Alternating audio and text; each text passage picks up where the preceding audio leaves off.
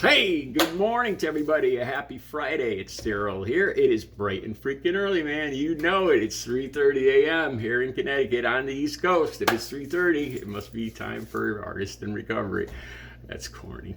All right, anyway, I've been following this story for months now, and I'm finally going to talk about it. It's a story about what's going on with Bam Margera.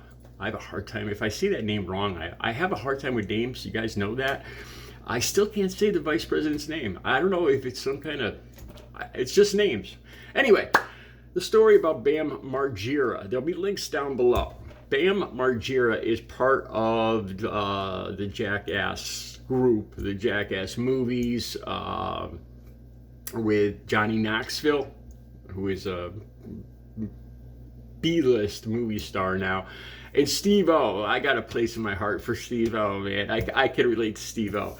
I just watched Steve-O's, I have a link right down below from YouTube, and I just watched it. It's part of his comedy special, really, and it shows clips from some of his just drug-fueled, insane moments where he broke a hole in the wall of the apartment. The link will be down below so you can watch this. And I can relate. And as usual, I'm going to relate. I'm going to, just in an earlier video, I said how people are all different, but addicts are all the same. You'll see what I mean in this video. All right, let's start with Bam Margera. Like I said, I'm 57, and Bam is 42. So he is at the early end of Generation X, like the very, if I'm not mistaken, the very first years, and I'm at the very end. So there's a big space. I was skateboarding when Bam Margera was born, or before he was born, when his mother was pregnant with him. That was the height of my skateboarding era. Yeah, I used to skateboard. Back then, like in 82, 81, we had the little plastic skateboards about this long here on the East Coast. And we used to go down hills. I still remember getting taken to the hospital. I still got a huge scar right here. I slid down, I got a road burn here that went down to the grizzle. I could see white right here. I slid for like 30 feet on my side. Anyway, I don't know a whole lot about Bam, but I've been following the story, so I want to talk a little bit. I got some thoughts about that. And then this morning, as I was, looking up, I was looking into Steve-O, because I know he has substance abuse problems too, but he's clean and sober. And I'm going to talk about Bam Margera because I think Bam needs help, really. And I'll tell you why. All right, down below there'll be some links. He just turned himself in Pennsylvania. He's been on the run for about a week now, I think. If I'm not mistaken, I could have swore, I'm not sure about this. I didn't look it up this morning because it's kind of on the peripheral of the story, but I could have swore he was with his girlfriend and a daughter too. There's no mention of that in where he turned himself in Pennsylvania. So that's kind of, I don't have much to say about his daughter or the girlfriend, so I'm just gonna leave that over here for now. But there's a video down below too. This is from a few months back where he was in a restaurant, and you can't understand a word he's saying. Somebody's videotaping him, and he is, and you can't understand it. He's in a rage, yelling at his girlfriend, and you can't understand. I can't understand one single word he's saying, and he is just in a rage, and he's swearing, and it doesn't look like there's anybody else in the restaurant. So it must have been an odd time that they were sitting down. And he slams the door, and again, this reminds me of me when I was using it. You see the person sitting in front of you, and you never imagine that I could do some of the stuff that I'm going to tell you about in a second.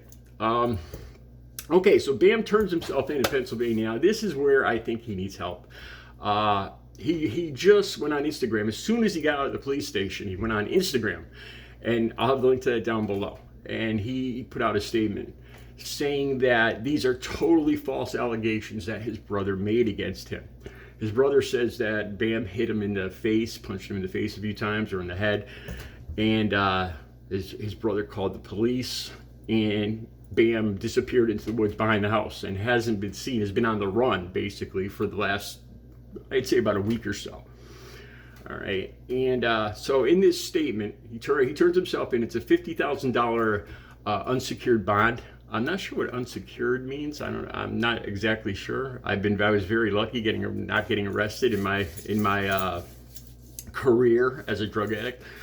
Anyway, he says that he's going to sue his brother for libel, defamation, that this is totally false allegations, and he was just a little angry because he read somewhere that his brother was going to 302 him. 302 is putting somebody, admitting somebody into a psychiatric facility without their consent, which, if I'm not mistaken, I was 302'd probably a dozen times by my own. It says by your own, not by your own consent, but it got to a point where I couldn't leave the facility. So I kind of think I was on paper. They call it on paper or 302'd. I'll talk about that more in a second. Okay, here's the reason why I think Bam is full of it. Here's the big reason: a 42-year-old man does not go running into the woods for no reason, just because he had a fight with his brother, and maybe he did strike out at him. You know, a 42-year-old man does not run into the woods and hide in bushes and go on the run for a week if you're clean and sober, if you're not worried about being 302'd, or even if you are, you don't run from your problems. This reminds me of when I was using. Me and everybody around me, all addicts, kind of had this mentality where I lied constantly. I told you guys before, I lied constantly. I had to lie constantly. I got to the point where I believed the lies I was saying. Like, I believed that I was mugged and somebody took off my whole paycheck. You know, I started believing that. I didn't know the difference. I got to the point where I did not know the difference from a lie I told a year ago. I wasn't sure if it was real, if it really happened or not. That's how deep into this I got.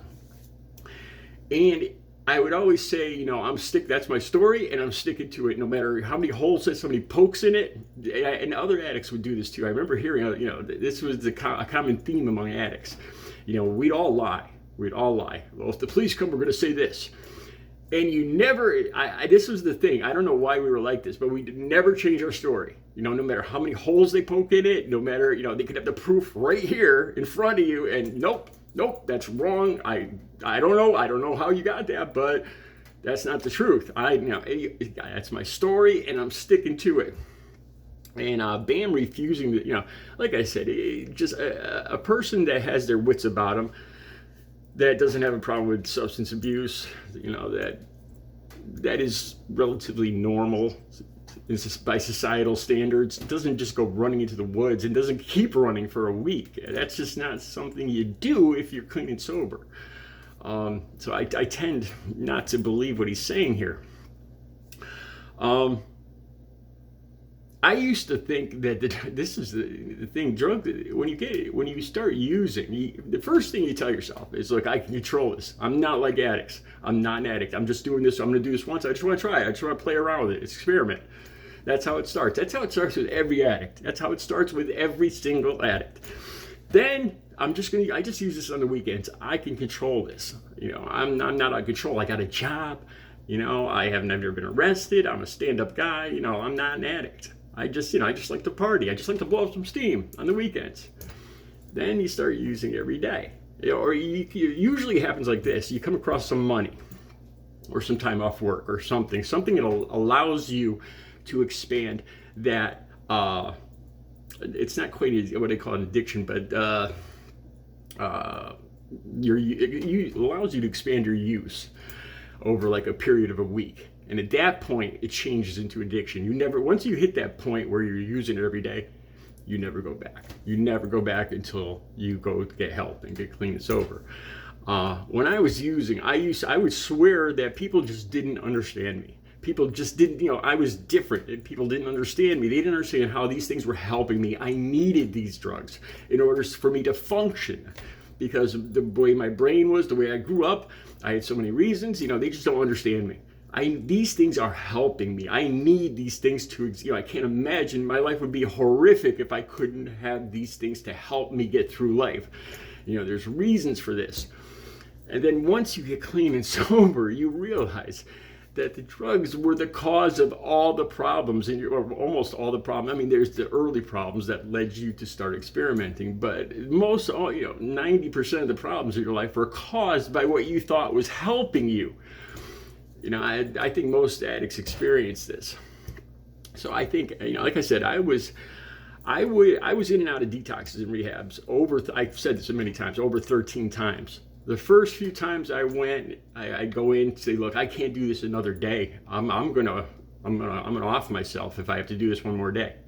I wait, as soon as my eyes open up, I have to get money. I have to get I can't do this anymore. It was a full-time 24-hour-a-day job, 7 days a week. Finding money, finding drugs, finding money, finding the drugs. There was no high anymore. I wanted, I couldn't do this any one more day. And there's so many people, and this is why I say it's important that people be able to get a bed and get into recovery, because there was lots of times, like at the beginning of the month, when people got checks, like welfare checks or disability checks, that these hospitals would just be packed and there'd be no beds, and they'd have to turn you away.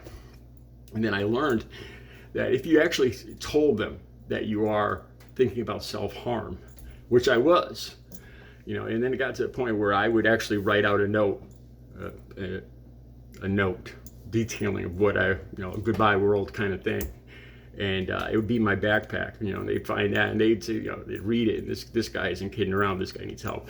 And at that point, that's what I'm saying, at that point, I had to be admitted. I was 302 or on paper, because I was in danger of hurting myself or others, but mostly myself. And it was a way to guarantee myself, because that's how badly, I needed the help. I know I needed the help.